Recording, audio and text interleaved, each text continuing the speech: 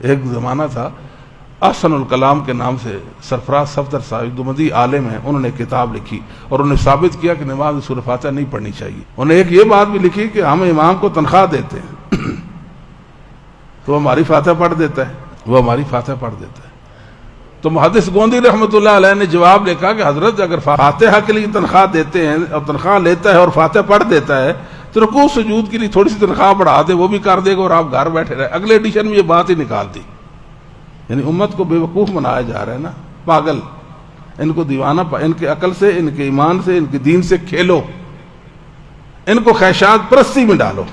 یہی تو خیشات پرستی اللہ کے بندو، اور کیا ہے؟ جس وجہ سے پہلی قومیں ہلاک و برباد ہو گئی تھی نا، وہ اس طرح کے کرتوت تھے ان کے۔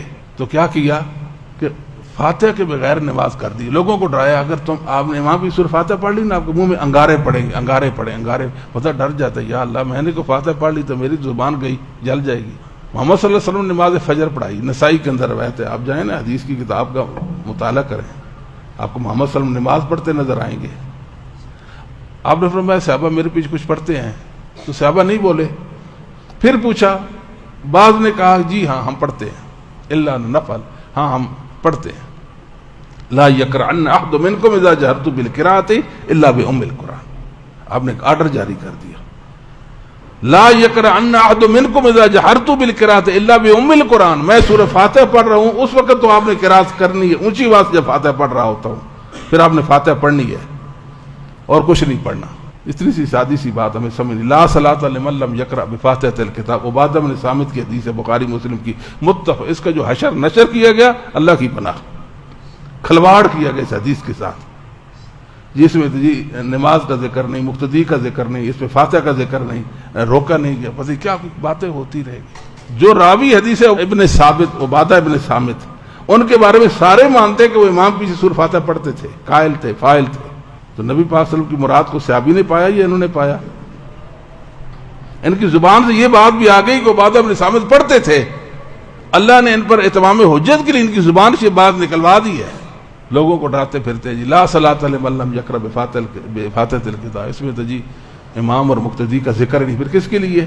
دیکھیں نا، آپ کے فرمان کا ایک محل ہے نا، محمل ایک محل ہے، موقع ہے جہاں آپ نے یہ بات فرمائی۔ ائمہ دین نے سے یہ بات سمجھی ہے نا کہ مقتدی، امام بخاری نے کہا کہ مقتدی پر ہر نماز میں سورہ فاتحہ کی قرات واجب ہے، امام بخاری اس حدیث کو لایا ہے۔ سید الفقہاء امام بخاری کو اس حدیث کی مطلب تعبیر نہ ہو سکی، ان کو ہو گئی۔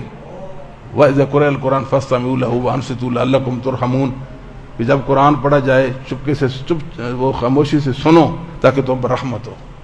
کہتے جی آپ قرآن پڑھا جا رہا ہے، آپ خاموش رہیں آپ۔ کہتے ہیں احمد نبل فرماتے اس بات پر اجماع یہ نماز کے بارے میں ہوتی ہے۔ ہاں بھائی نماز کے بارے میں ہوتی ہے، فاتحہ کے علاوہ جو قرات ہے اس کے حوالے سے اتری ہے۔ پھر اگر اجماع کو مانتے ہیں تو ہم بھی مانتے اس بات کو۔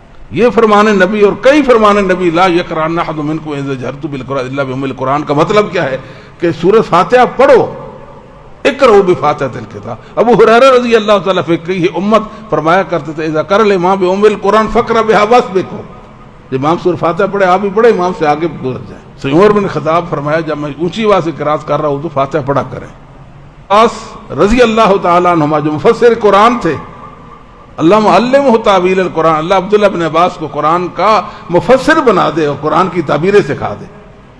اقرؤوا بفاتحۃ الکتاب خلف الامام، ابن ابی شیبہ میں آپ کا قول موجود ہے، امام کے پیچھے سورہ فاتحہ پڑھیں۔